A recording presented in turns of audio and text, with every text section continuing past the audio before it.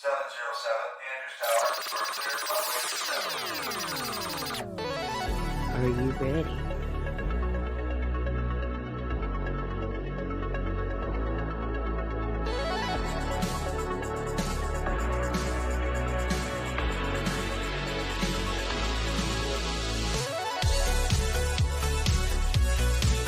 Oh, listen.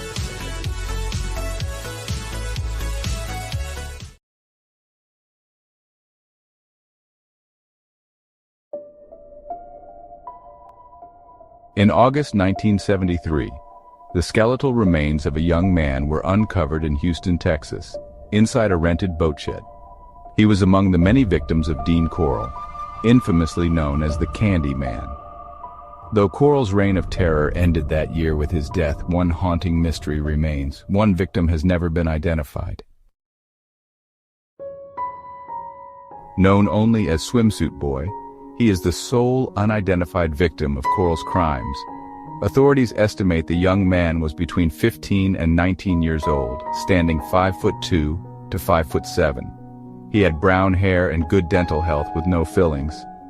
A mild case of spina bifida and chronic irritation of his clavicles suggested he may have experienced discomfort throughout his life. When discovered, he was wearing multicolored swim trunks, cowboy boots, dark blue corduroy pants, and a gray t-shirt featuring a blue peace symbol with USA and L84MF handwritten below. A leather ankle bracelet knotted around his leg was a poignant reminder of his youth. Corll, alongside his accomplices Elmer Wayne Henley and David Brooks, murdered at least 28 boys and young men during the early 1970s. Despite confessing to multiple murders, Henley and Brooks couldn't recall this victim's name or the circumstances of his death.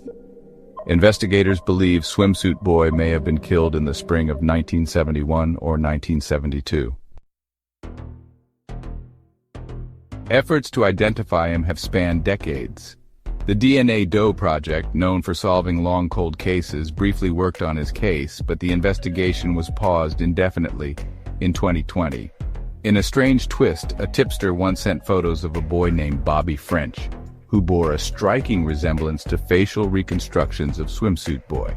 Yet no family members of Bobby could be found, and the sender of the tip remains unidentified. The tragic loss of Swimsuit Boy's life is compounded by the fact that no one has stepped forward to claim him, leaving a lingering sadness. If you have any information about Swimsuit Boy or his potential identity, please contact the Houston Police Department or the National Center for Missing and Exploited Children. This young man deserves a name and a resting place with dignity. Oh, and welcome back to Bucklesberry Lemonade. I'm your host, Lisa, with my handsome husband and co-host, Timothy. And we would like to wish you a Happy New Year. Happy New Year, everybody. And hello to you, my lovely host. You feeling better? I'm getting there. Okay. And today, what we're going to do is sad. It's such a sad story. I hope somebody listening can identify him. Yeah, it's been a long time. So the clip you just watched is regarding Swimsuit Boy, as he's been called. He is the only unidentified victim of serial killer Dean Corll. Now, we say that, but there is a possibility he may not be the only unidentified victim. Yeah, because what we've heard and seen could be as many as, 40? As many as 40. Don't know how many of you are familiar with the Dean Corll story. We'll talk about him in a little bit, but for right now, let's just dive right on in. So here's what we know, okay? Swimsuit Boy, is that what he's called? Is what he has been called, was discovered August 9th, 1973, inside a rented boat shed. And he was discovered from a confession from Dean Corll? No, not from Dean. Or his accomplice. One of his accomplices. Dean Corll was actually murdered at the hands of Elmer Wayne Henley, um, who's still incarcerated and is considered a serial killer as well because he was an accomplice. But there was another boy there too. Yep.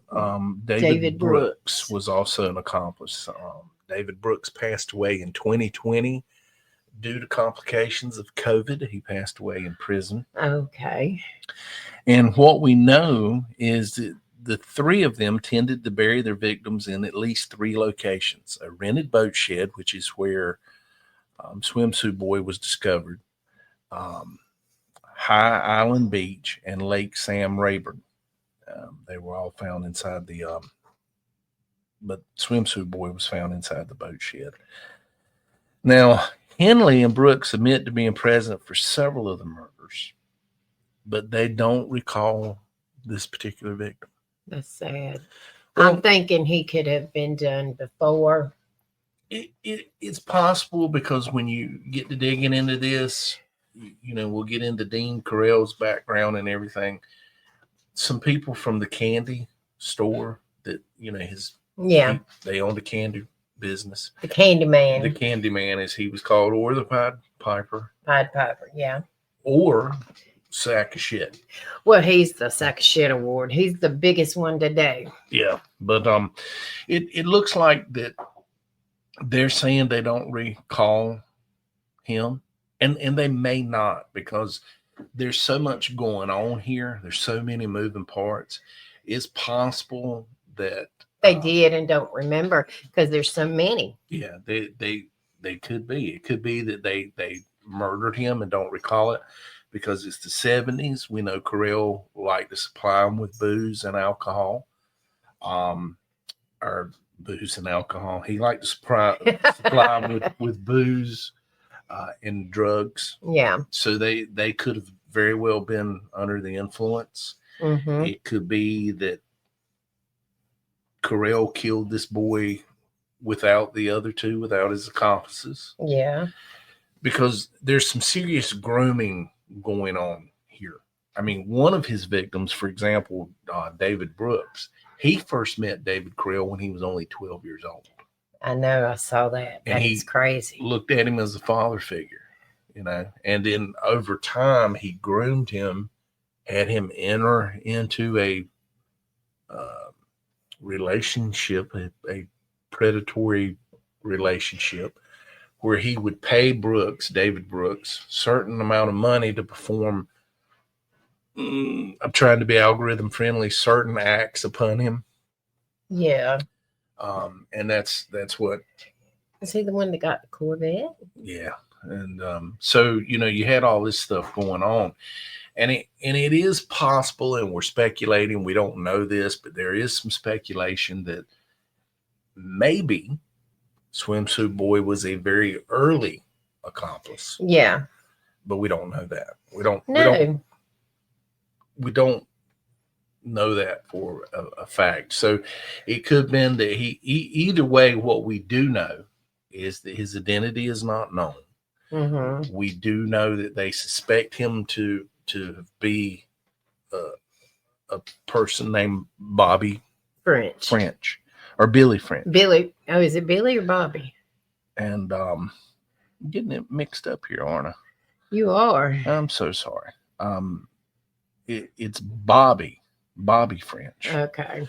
And what happened was the investigators received a tip in the mail that this person could be Bobby French. They included several photos of Bobby that bore a striking resemblance to the reconstructions that were made. But nobody has come. Nobody. And nobody can find. I wonder if they could do that DNA genealogy.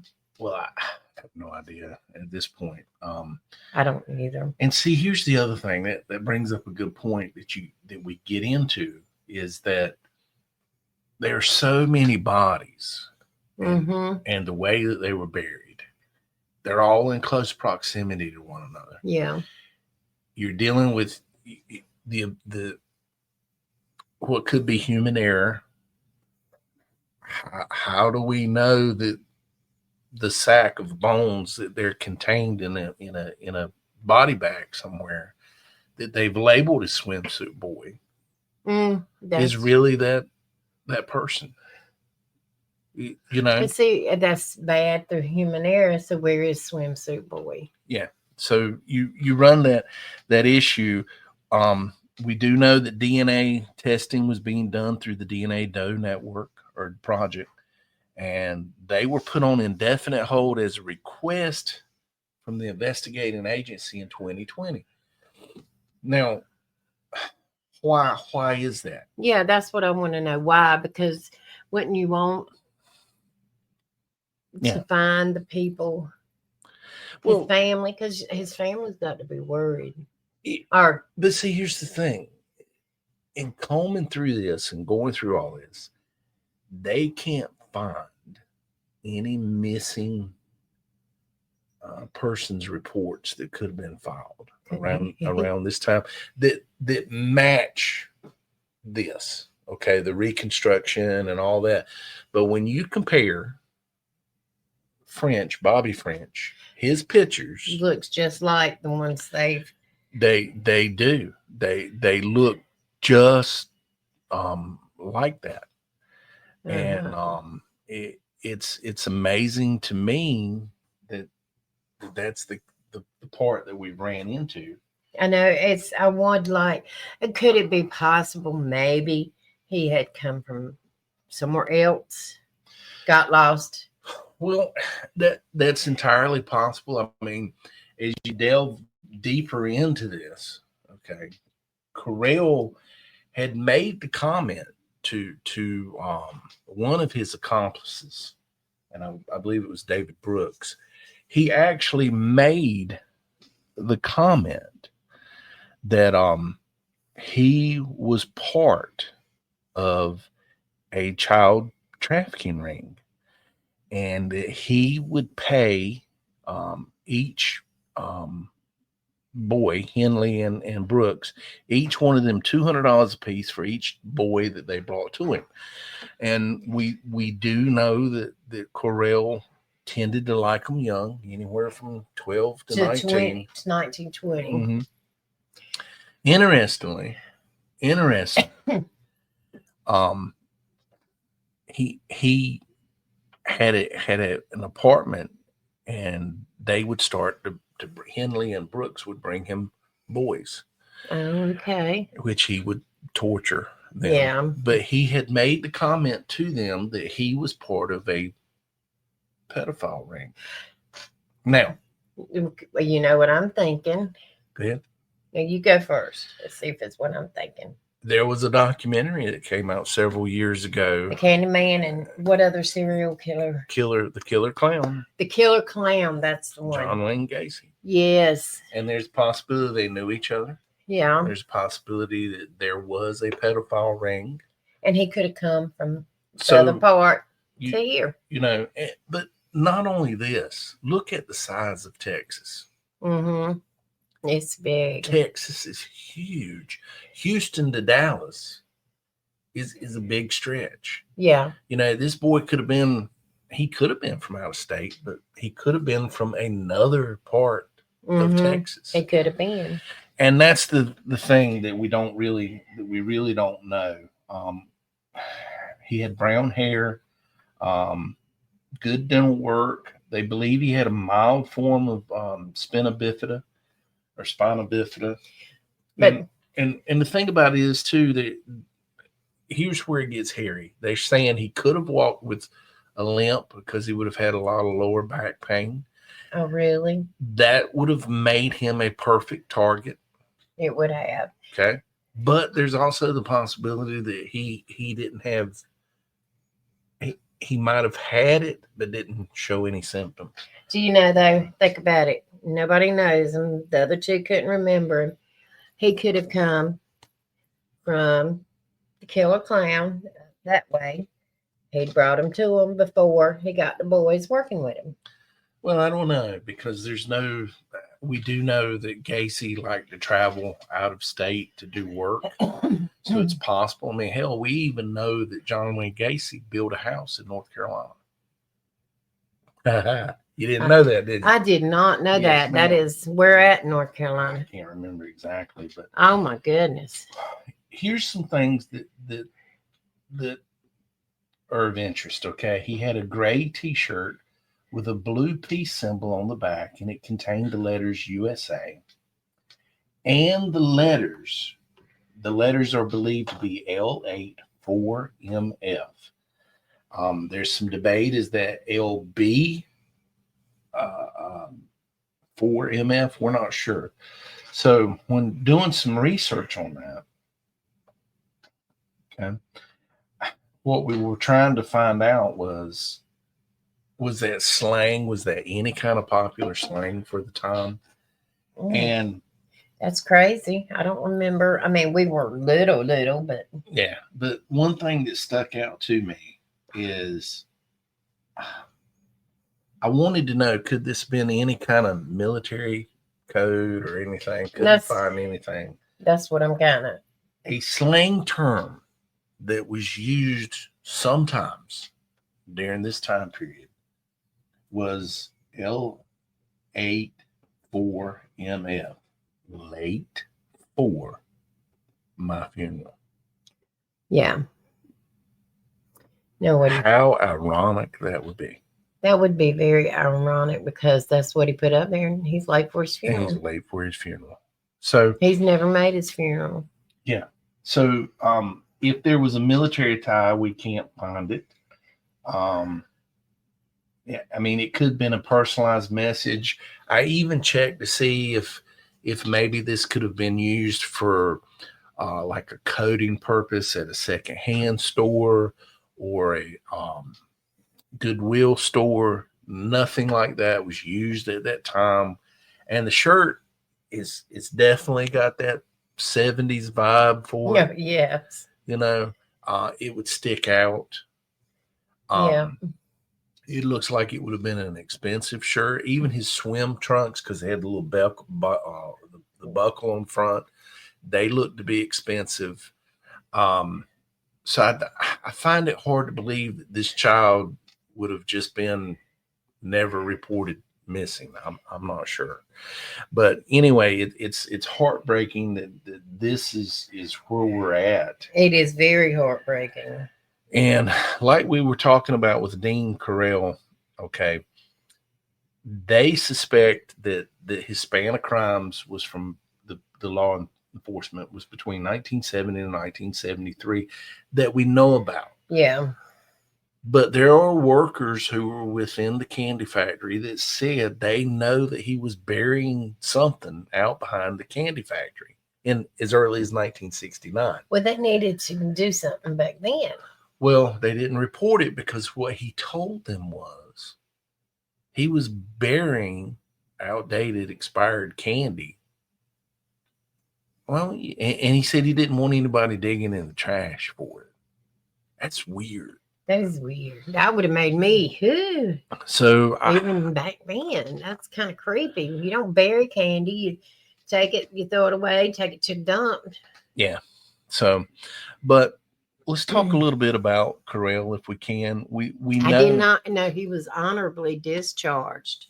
Honorably discharged. Somebody honorably discharged doing all this. Yeah. Yeah. I did not know. I just.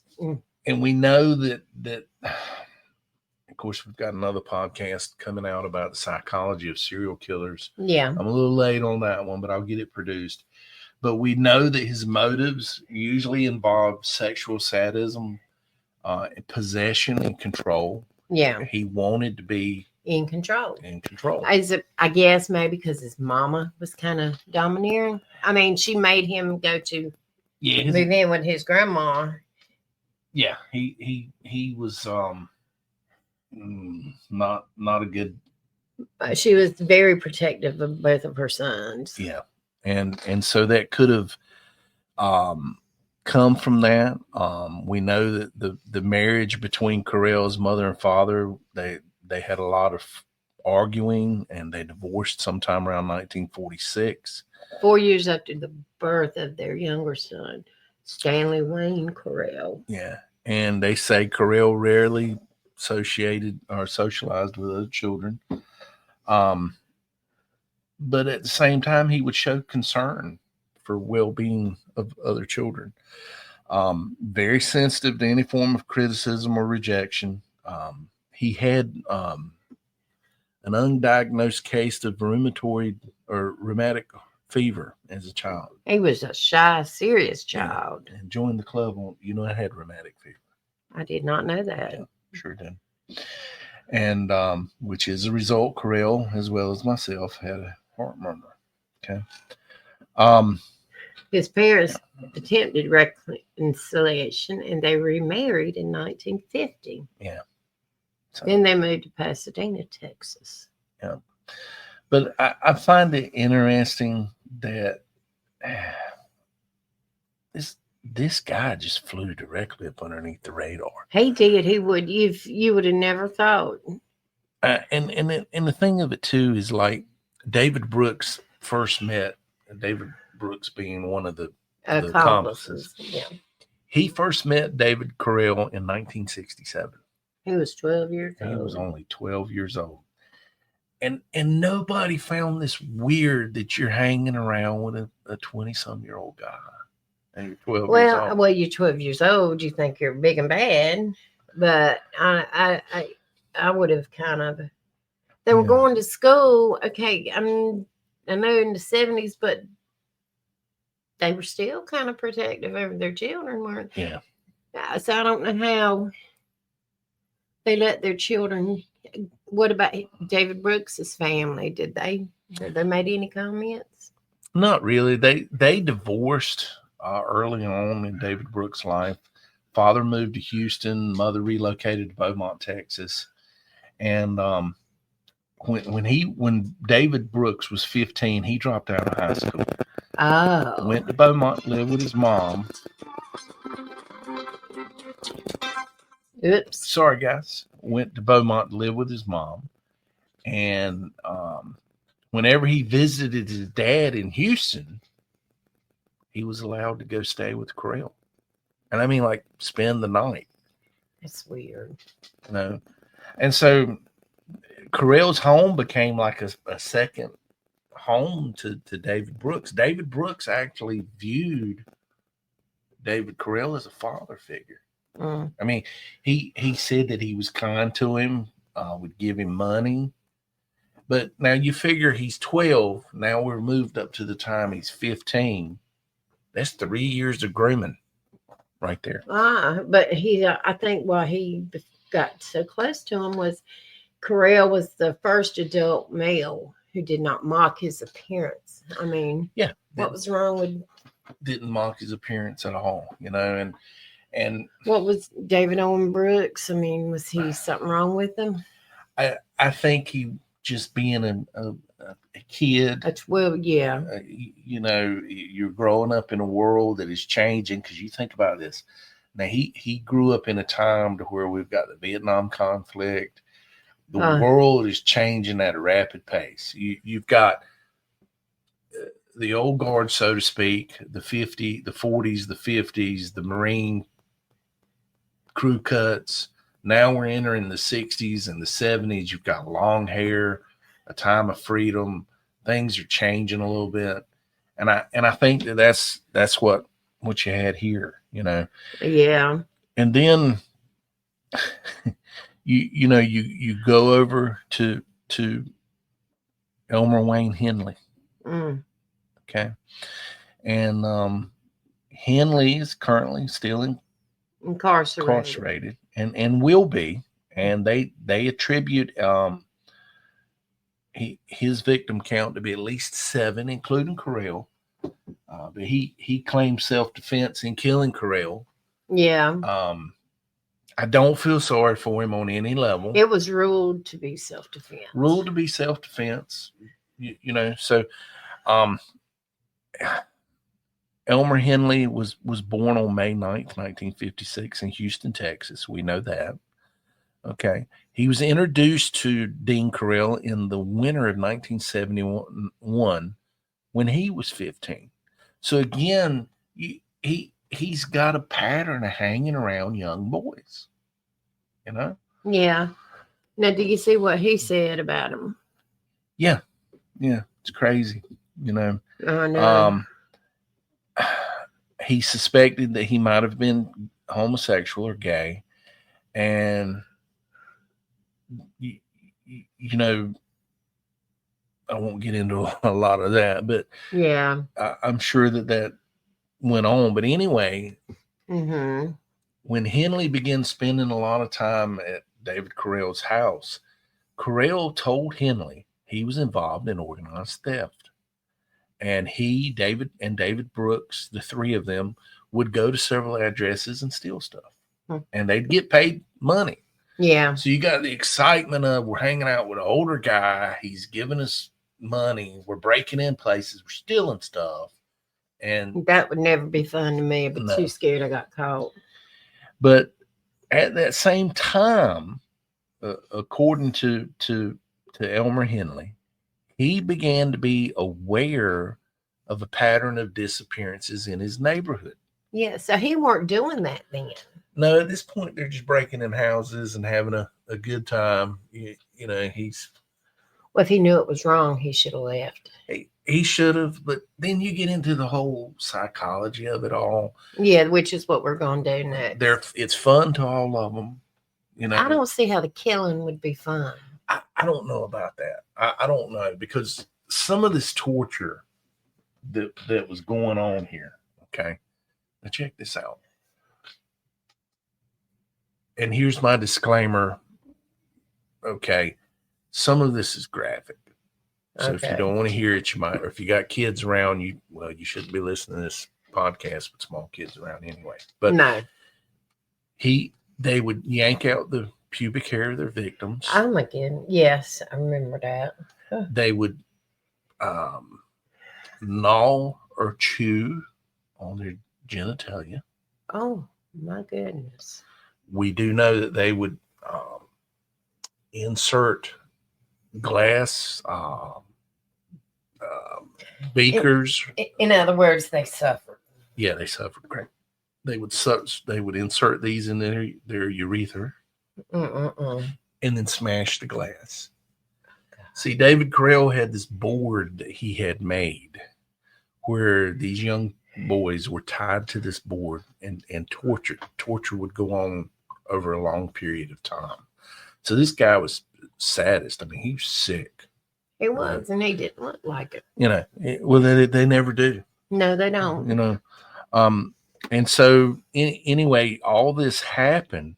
He was friends with two of them. Yeah, and Henley had even helped search for a couple of these boys prior to. But see, here's where you get into the diabolical stuff. Okay. Both, remember we talked about that he eventually said, you know, hey, I'm part of this pedophile ring. Each boy you bring me, I'll give you $200. Yeah, but then you get to the point where now all of a sudden they're acquiring victims for him for money. Well, at this age, who do you prey on first? You prey on the people closest to you that you know. Yeah. So now they're introducing their friends to him while this is happening. So either they've been groomed to the point where they don't see the wrong in it, or it's exciting to them, or did Correll see something inside these boys, broken homes, whatever, that he was able to pull this out and solicit this out of them to be his accomplice? I know, because he refused to offer. Yeah. I mean, how do you go from refusing it to do? Well, in Henley's case, in Elmer Henley's case, at the age of 15, he said he became very strapped for cash. Because he was first told, you know, hey, for procurement reasons, I'll give you $200 for each boy. He went months before doing anything like that at all. And then he gets strapped for cash. Is he not in? He's not in school. He's not in school. He gets strapped for cash and then starts bringing him boys. Okay.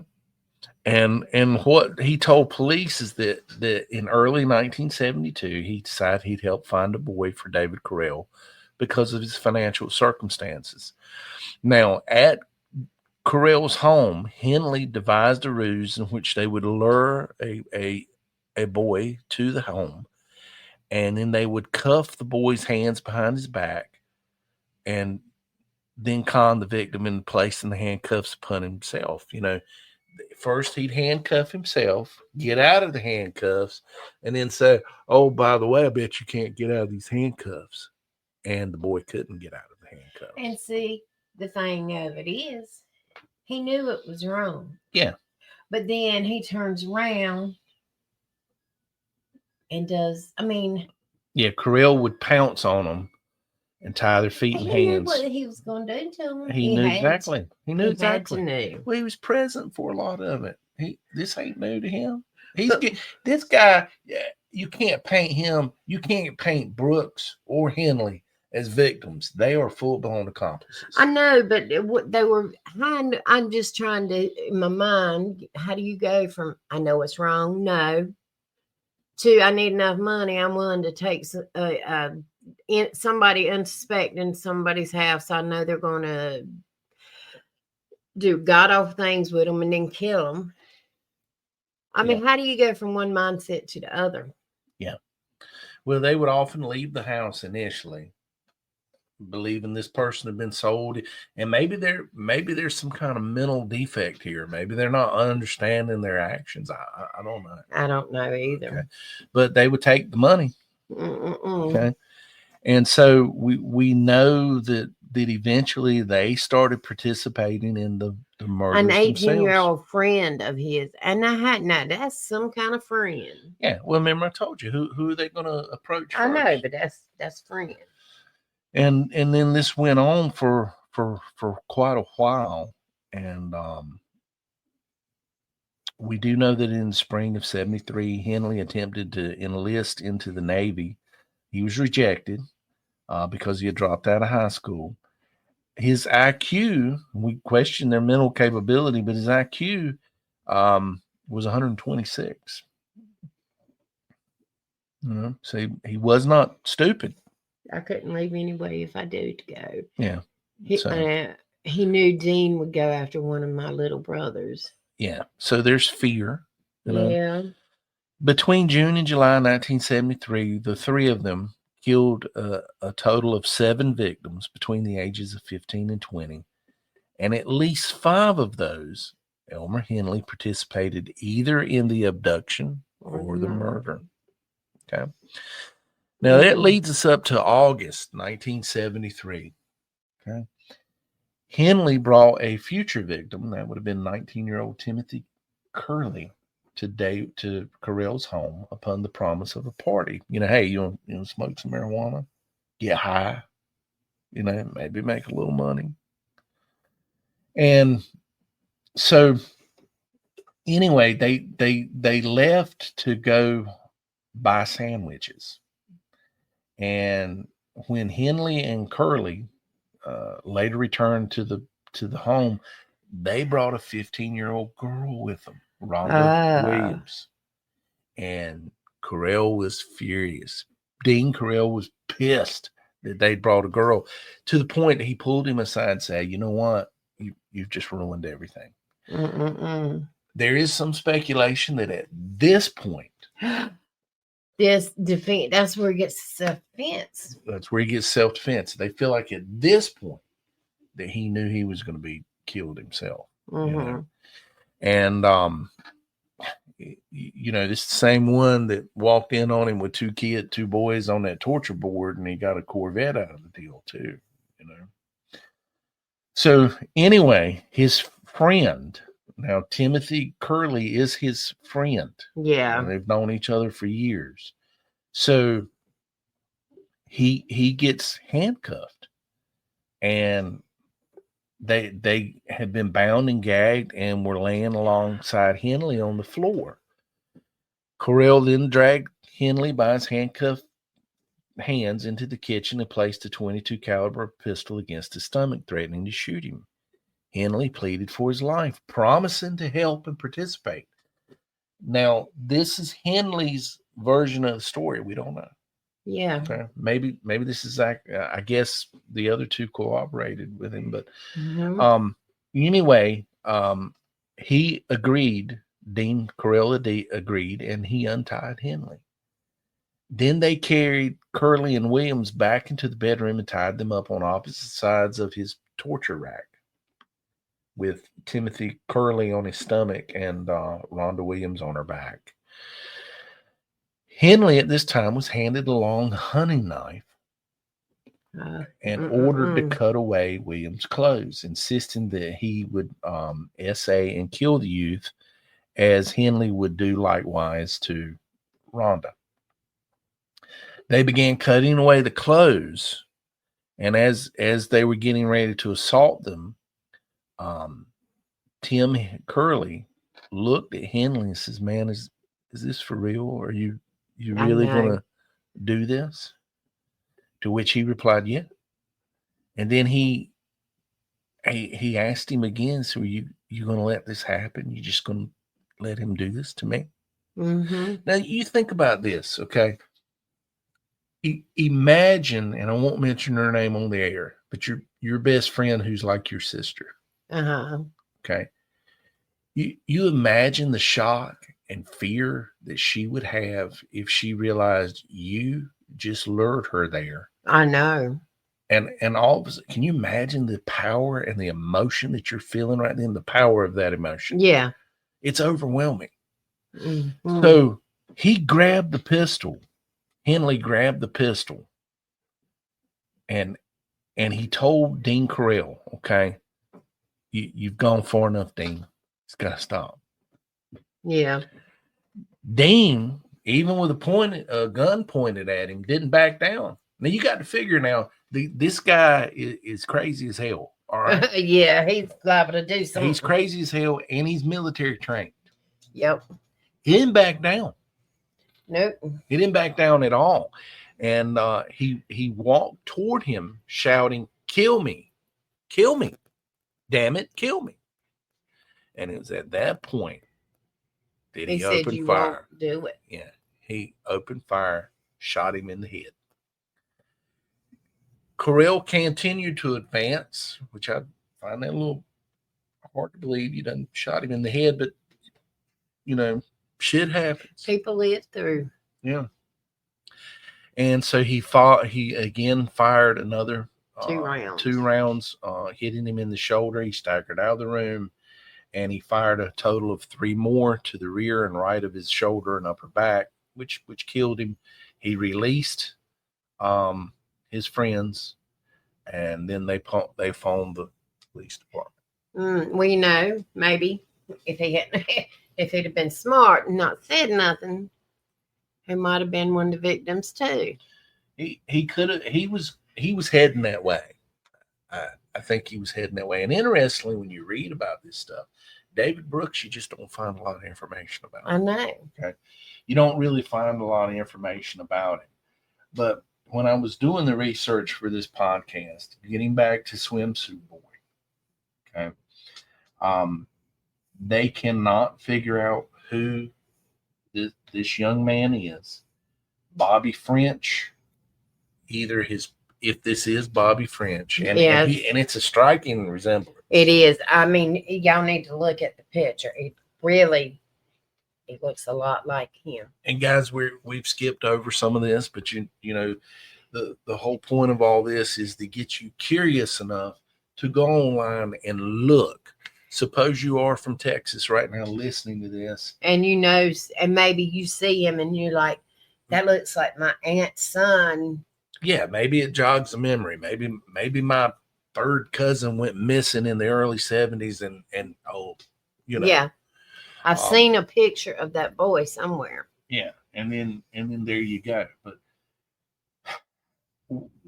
we don't know. We don't have the answers that either Bobby French's family has been contacted and refused to participate, or they can't be contacted, because here's the kicker. The boy's name may not have been Bobby French. I know, and that's so sad. Maybe that was somebody trying to help, or maybe it was somebody throwing a curve. But either way, the picture of this person. They threw a curve. They should have not. It looks so much like these reconstructions. I mean, does. When you look at that, it's like, damn. It really does. And so that's I just a mean, mystery to me. maybe you can see the picture and it'll jog a memory. And over the years, they've excluded several different people, several different boys. 1, 2, 3, 4, 5, 6, 7, 8, 9, 10, 11, 12. They've excluded at least 15 boys. You know, and again, Dean Corll's the Candyman. His count could be sky high, upwards to 40. Yeah, that's what they're thinking. And when you look at the pictures of this, like we talked about, a Swimsuit Boy was as considered now the only unidentified victim.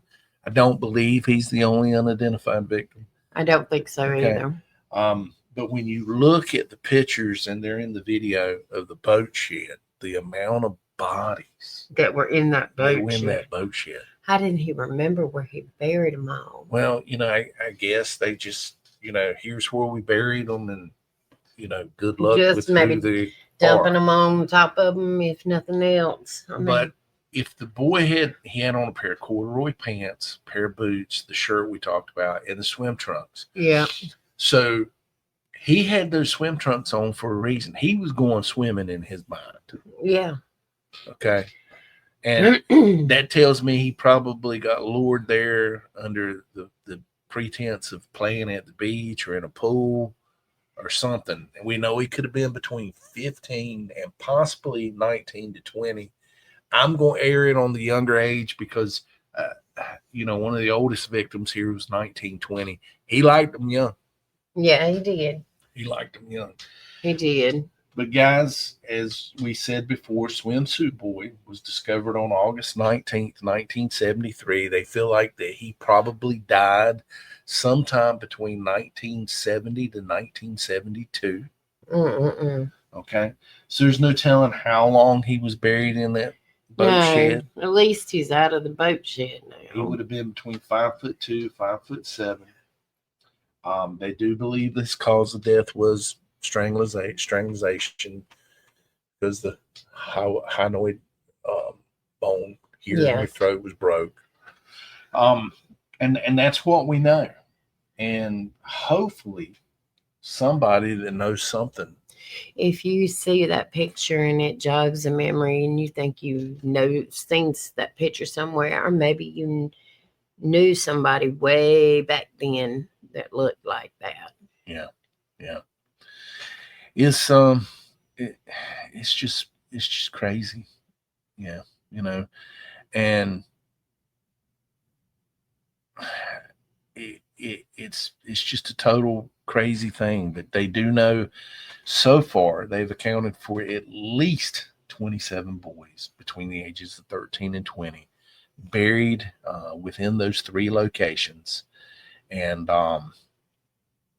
an additional victim was discovered in 1983. 17 of the victims were found buried in the boat shed. A further 4 were found at Lake Sam Rayburn. 6 bodies were found at the High Island Beach. You just, I don't know, man. I mean, it's just the sickness that is so how is it? I mean, but grooming, you know, we grooming. I mean, he groomed them, but I mean, so how do we know they didn't have? I mean, that's how they were conditioned. Yeah.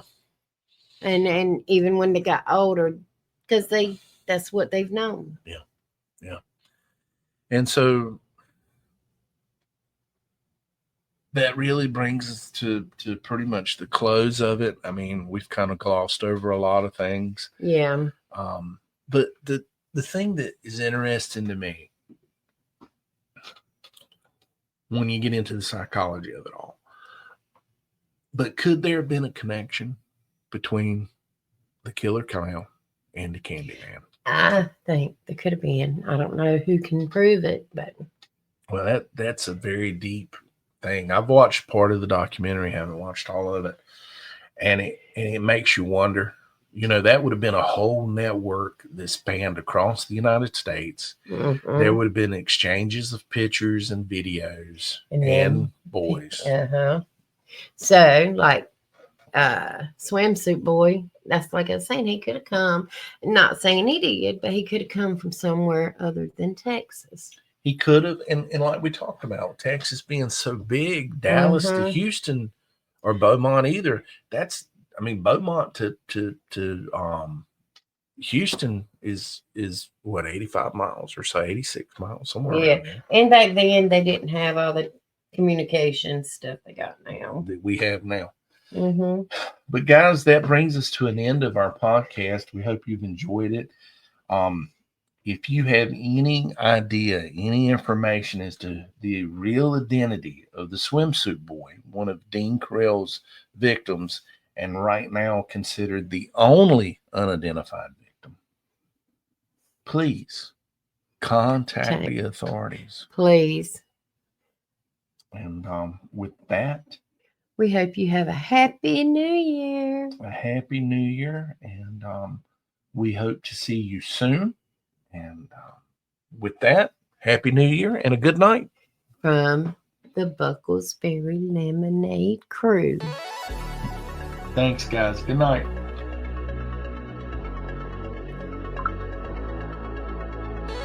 That come in.